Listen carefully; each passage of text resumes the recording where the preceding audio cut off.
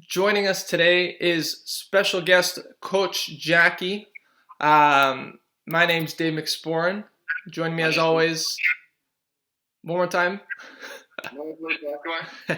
So today's our first day with the new format, where Felipe and I are practicing our social distancing, and we are now doing three-way video chats with our guests. Okay, so thank you so much for joining us today, Jacky. Welcome. Thank you. It's great. And as I said earlier, now I discover I have coached you two guys for a very short time at some point in my life. Swimming world is small. It really is. So for everyone back home, Jacky has had extensive involvement in the swimming community, both in Jamaica with her time coaching a club, the Tornado Swim Club. She coached there for 25 years, and then coached with the Jamaican national team from 1992 all the way up to as recently as 2016. Now she is the head coach of the Waterloo University swim team here in Ontario, Canada, and has recently, was it last year you were coach of the year for the men? Yeah, it was last year. Excellent. So yeah, I was hoping to kind of pick your brain about that. So my first question for you, Jacky, was going to be about the mix of the two, right? So you've seen so much success while working with Jamaican swimmers, right, at the national level. And now after that recent success, especially with the men's side last year, and then you guys really kept that rolling this year. Do you feel that your approach to coaching has been influenced or altered at all by your experience in Jamaica with either the Tornadoes or with the national team, or how that approach has impacted your recent coaching? Well, that was the foundation of my coaching many years there. And you know what? Being on a small island, you got terrific opportunities for world exposure. And in fact, my first time at the Pan Am Games in 1999 was with another Atkinson, Alia Atkinson, who came second in the 200, 400, and 800 free. She swam out of Bold School in Florida, but I was actually named as the Jamaican head coach, which was quite hilarious at the time because this was my first sort of, you go to a meet of that caliber. And, you have a swimmer who's winning medals. But her actual coach, Rick Bishop, who is now the associate head coach at the University of Michigan, was a fabulous mentor. And that's where I think I have really gained in my coaching career, with mentors who were willing to mentor, help, but never ever made me feel like I didn't know what I was doing. It was a big joke because at that stage I felt Rick knew a lot more than me, but it was a good start. The following year in 2000, Janelle was ranked third in the world in the 800. In the 400 and in the top 8 in the 800. And once again, I was coach. I now had Larry Schoaf, who also was a great mentor. And we went to the 2000 Olympics. Can you imagine? I have a swimmer who I'm technically in charge of, and she's ranked high in the world, up for a medal. She came fourth, did a good swim, but, that was like baptism by fire. Yeah. Wow. So opportunities like that went on for years. So then my own swimmer, Dawn Chuck, actually qualified for the 2000 Olympics in the sprint 50 free. So that was an experience, having her there as well. So I had a 50 free and a 400 free swimmer. Yeah. Two totally different things. And even... So that was the start. Also, I started my own club. So, you start with 10 swimmers and you build it. And at the start, you don't really know where you're going. And, you end up with 200 swimmers. At the time, Carifta, for the viewers, that's like an age group regional meet. My club at some point had 60 to 70% of the 30-odd swimmers were from my club. So that definitely has, influenced my coaching. And then I was fortunate. When I came to Canada, I went to McMaster first, under Andrew Cole, who was also another mentor and willing to share knowledge. And coaching at university level was quite different to coaching age group swimmers. But it gave me 3 years there, well, 2 years, and then in my final year, at the end of the sort of halfway through the year, I took on the role of head coach, and Andrew was assisting. So that all, and as a coach, that all helped to shape who you become at the end of the day. By the time I moved to Waterloo, I have lots of years of experience behind me.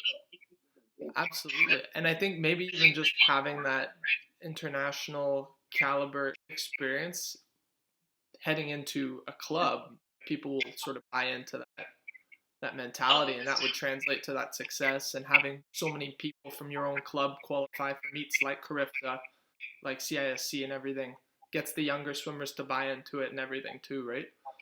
Definitely. And you know what? And this is something that I believe strongly in. Creating a culture, wherever you are, whether you're in a club scenario or you're in a school scenario, the culture is important. And, that is one of my main philosophies, I would say, is creating the right sort of culture for whatever the situation you are dealing with. So in my club environment, swimmers like consistency.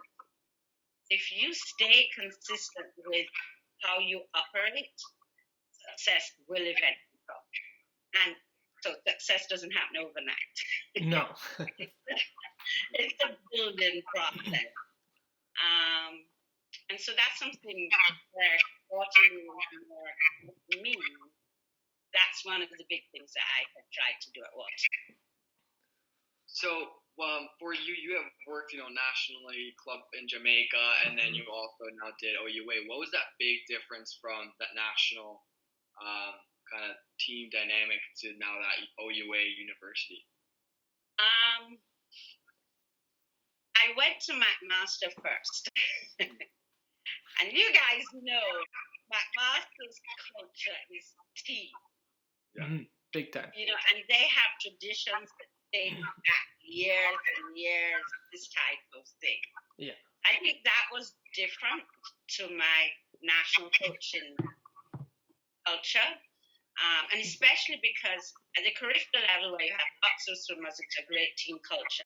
But you also have to learn to motivate people when you go to the Olympic level, and there may be only 2 swimmers there. Yeah.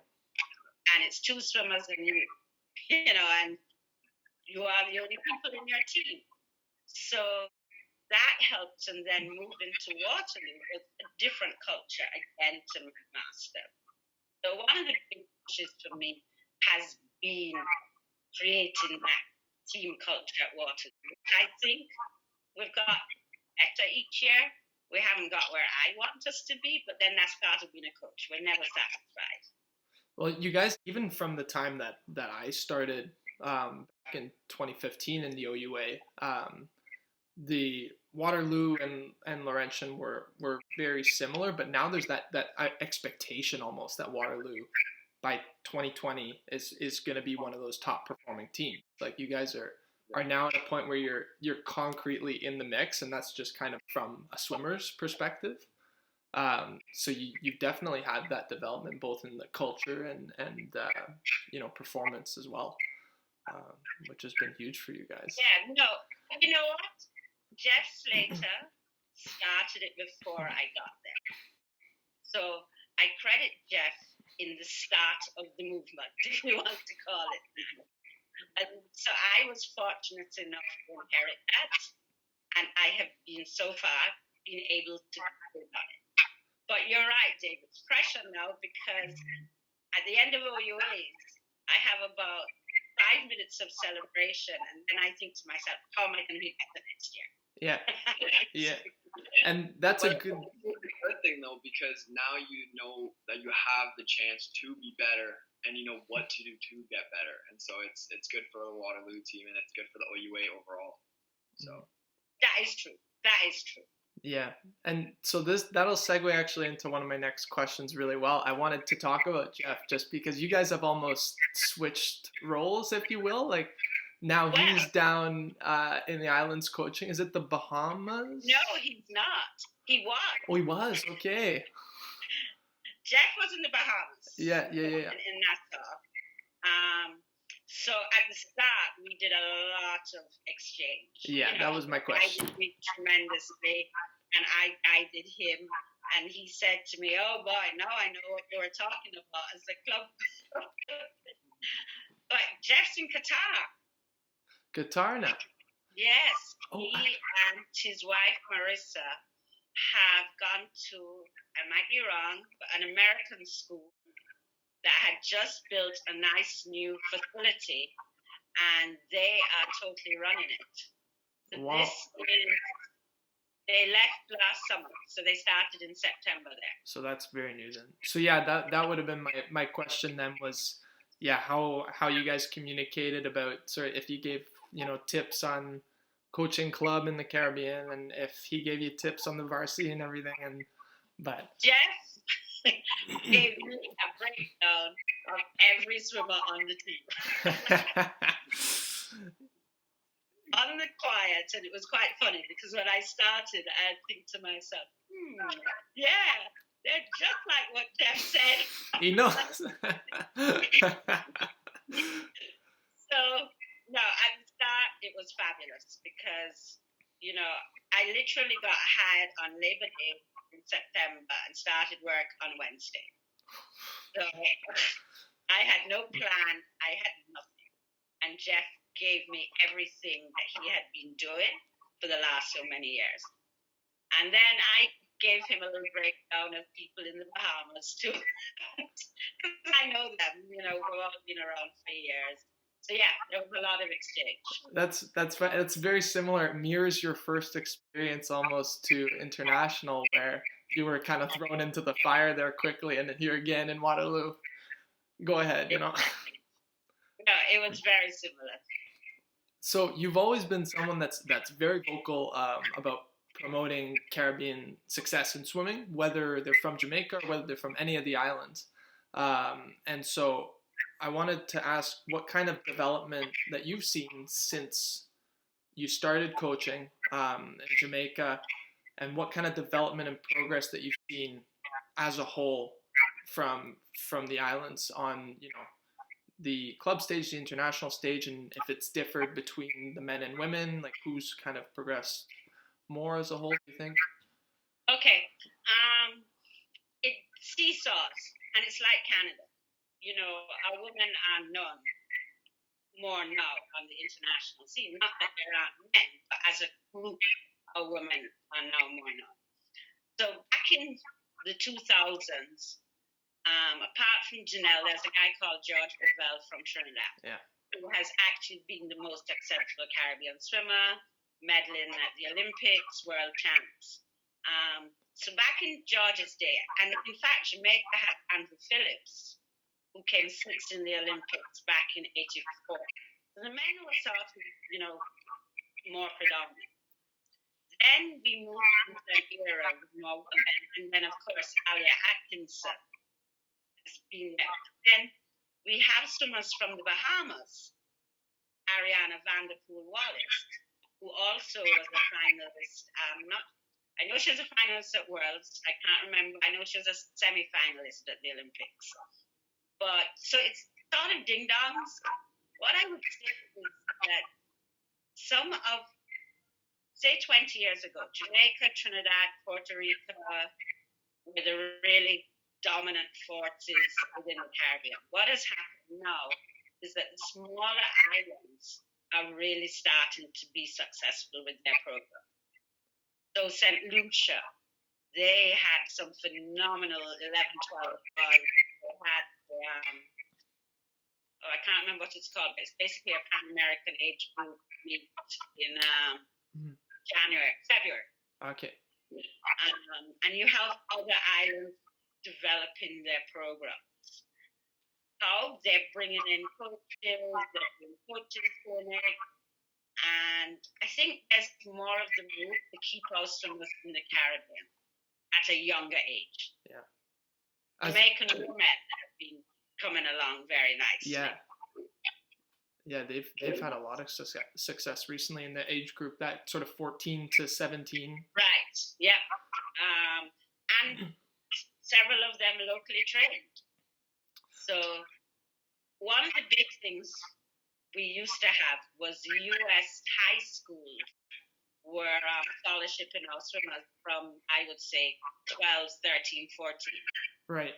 The private high schools. It's still happening a lot, but I think swimmers are staying a little bit longer in the Caribbean before going elsewhere. So a guy like, Sidrel did that. Sidrel Williams. Yeah. Went to the States for high school and has been very successful. And did a guy like Joseph Black, did he stay or did he go? He went. How old was Joseph? I think he was about 15 when he went. Okay.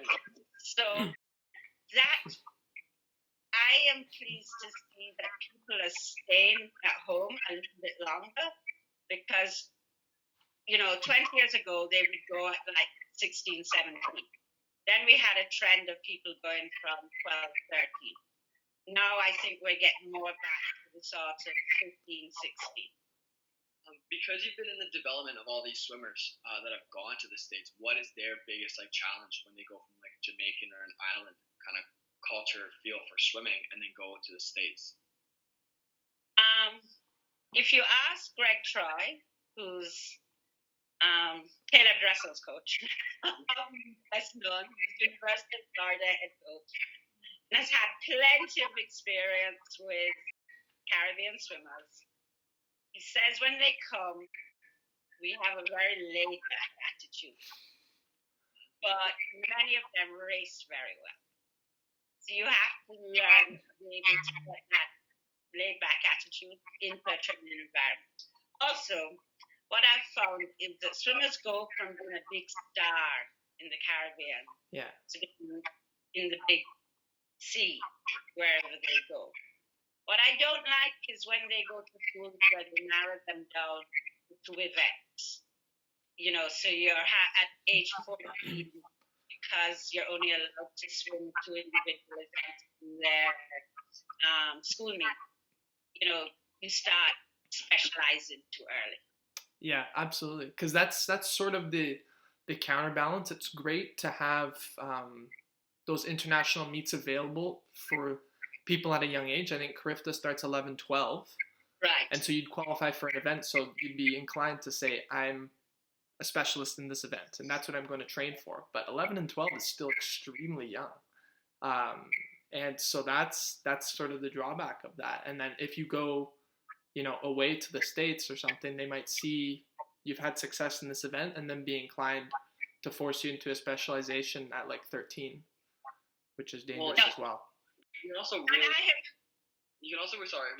see it the way you also do your coaching, because a lot of your swimmers are IMers, and you have a lot of IMers in Waterloo. And for example, last year and this year, I think you guys won the IM award as well, if I'm not mistaken. Not this year, but I had like 4 or 5 finalists in the IM. Yeah. You're a well-rounded coach overall, so you can really see by the way you're. And that's something I encourage. I mean, an example: Lucas Wormall came to me doing IM, which is still his 200 IM is his main event. But this year we branched out into swim and fly events, and I do believe at the university level, and that's what I love about Canadian university swimming. You're not special. You don't have to stay specializing into events. Josie Andres, who was with me last year, never medaled at OUAs. Swim, fly, and free. And we threw in a 50 breast for, always came fourth. We threw in a 50 breast. Last day, nothing else. That was her first individual OUA medal. So that is what I really enjoy about university swimming here. And do you think that that is a sort of generational thing? Was the because I know a good percentage of swimmers in mine and Felipe's generation definitely had that, specialize at 13, specialize at 12. Like I was actually through club, I was not permitted to swim anything except for freestyle from the age of 13. Yeah, So, I specialized 200 back early. Like 200 back was my thing since I was like young.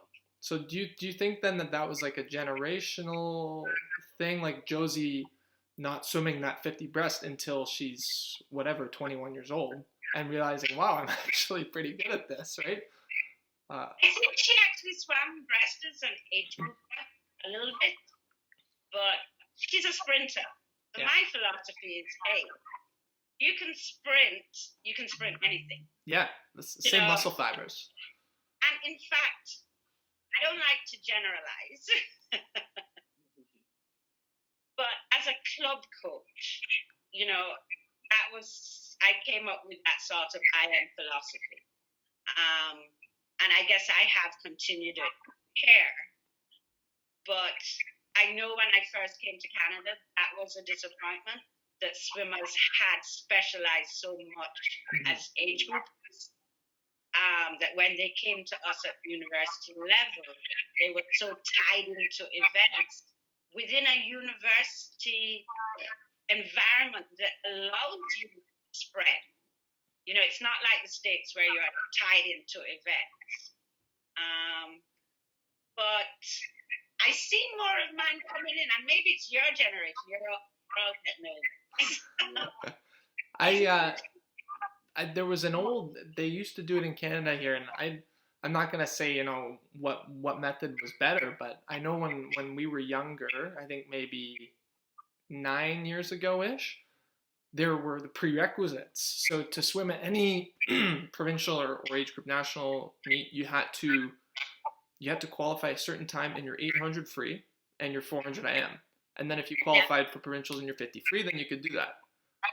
But that kind of ensured that coaches were accountable and had to train their swimmers when they're 12, 13 in all of their disciplines to at least get that base, right? And I believe that's gone now, right? So if you're an exceptional sprinter at a young age, then realistically that's all you need to focus on if that's what you want to do. So it's a big change. I don't know. But I have seen some of the documentation that has come out of Swim in Canada, which goes back to encouraging coaches to coach that, as you say, swimming the distance at those young ages. I have seen documentation coming up that is promoting that. All right.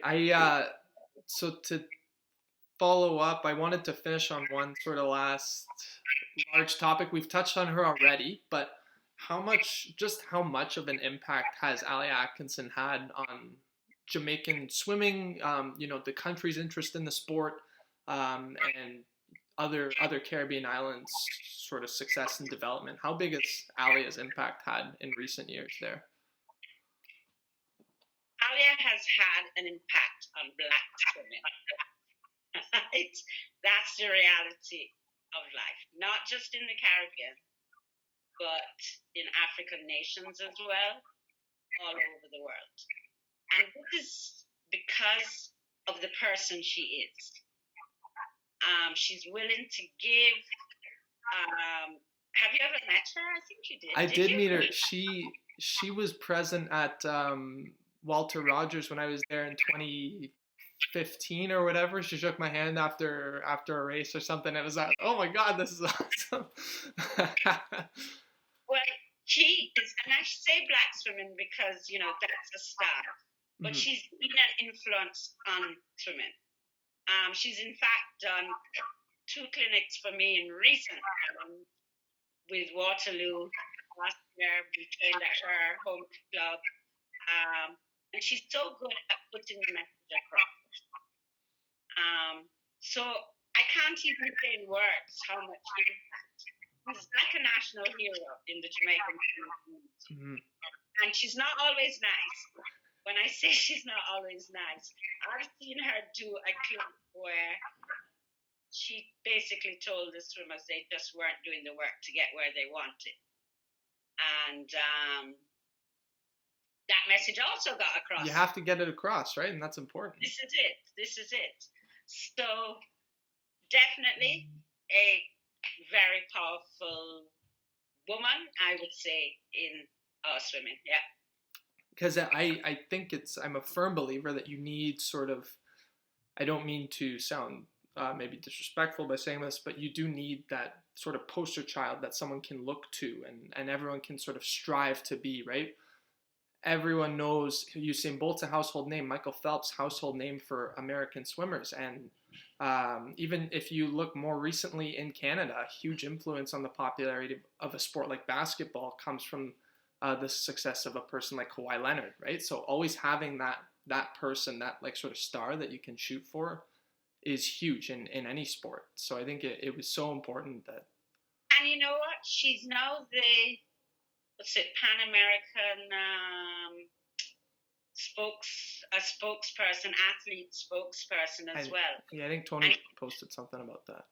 Right, and she travels to meets with age group swimmers and chats with them, and you know that sort of thing, Dave, is real for me personally. As nice as she is, when we went to meets and I was happy to coach her, I see why she's as good as she is. She has that very stubborn streak. But I'll give you an example with her, Dave, which I've always said to the swimmers. 2016 Worlds. Her coach wasn't there. I was the one with her at the start. I made a comment on something on her dive that I thought needed to be worked on. Mm-hmm. She would not leave that pool that day until she got it right. You know, she was on the block, back up on the block. Jackie, is it right? Is it this? Da, da, da, da, da. And that's what makes you a champion, and she gets that message across to the young people as well. Mm-hmm. Yeah, that's huge too. Is that respect that you have for the process, for your coach, right? You weren't even her primary coach in that instance, right? But she still took it to heart and said, like, if this is what I need to do to win that medal, to be successful, right? That's what it's going to take, right? Yeah. So, and very exciting. She's in that ISL now, the swimming league. I think her and Dylan Carter's on one of the teams too. He was last year, I think. I didn't see him last year, but that doesn't mean he wasn't on it. I'm sure probably this year he will be, because it gives them an option to keep swimming financially. Yeah, it's a great thing. You know. So hopefully we see some more island swimming being represented there in the future. Now that we have the expansion, some new teams. Yeah, very good. Sorry, Felipe, were you gonna say something? Yeah, we actually watch her a lot in the IBSL, and like we always, cheer her on, and like Dave, because he's on, and we're just like, let's go. So, that representation as well. Because I'm born in Colombia, so there's like two as well that are from in the ISL, and then we kind of see them where they're at, and it's good to just kind of represent and support those that come from like the same nation or whatever as you do. Well, what happens is, and a little bit with the South American teams, because you have the bigger teams as well from South America. But what happens is, as a Caribbean, when we go to a big international meet, we all sit together. Yeah. Right? And you'll find that the Colombia, the smaller countries of South America do the same as well. So, yeah. It's funny, that's how Laurentian and Waterloo were very much like that in past years, when our youth sport teams were smaller. With the small OUA teams, the Brock, the Waterloo, Laurentian, always had people there, but you had less swimmers, so you cheer together. Yeah. And it's better. It creates that sort of team atmosphere that you're missing. Right. And that's the biggest thing. So before we go, did you want to maybe say anything to any coaches or swimmers out there during this quarantine time at all, or as a final note? Especially because you didn't have a chance to maybe say goodbye to a lot of your swimmers at Waterloo. So if you want to say something to your swimmers, kind of like look what they're going to be looking forward to next year or something like that. Well, 3 swimmers graduated. So fortunately, we have a little graduation thing on at OUAs, so thank goodness. Yeah. One of them is actually back in China. But as you guys know, you become friends with your coach. What would I say? You know what? We're all going to be starting at the same point when we get back in the water. I am so sort of missing them. But you know what? Just keep on working at whatever you're doing. I know we have at Waterloo a whole dry land. We have a competition going at the moment. And there's teams out there. And because I also have my daughter-in-law, who's a club coach, we're using this time to do stuff together, swimming stuff together. So that's been really good. So take those opportunities. Reach out to some other swimming person, have a chat. I get some crazy videos from my swimmers of what they're doing. But you know what? It's all fun, and we're all in this boat together. And I certainly stay home. This is the first time, I think, certainly in my adult years, I have now gone 3 weeks and I don't like saying this, but without buying any fast food. It's true. You're not alone there. You're not alone at all. And I think we should support the small businesses, but my husband is immune compromised, so we're really careful right now. For sure. Very well said. Okay, thank you guys for joining us on today's episode of Take a Look. Thank you so much, Jacky, for taking the time. It was a pleasure having you. And we will see you guys all on next episode of Take a Look. Thank you.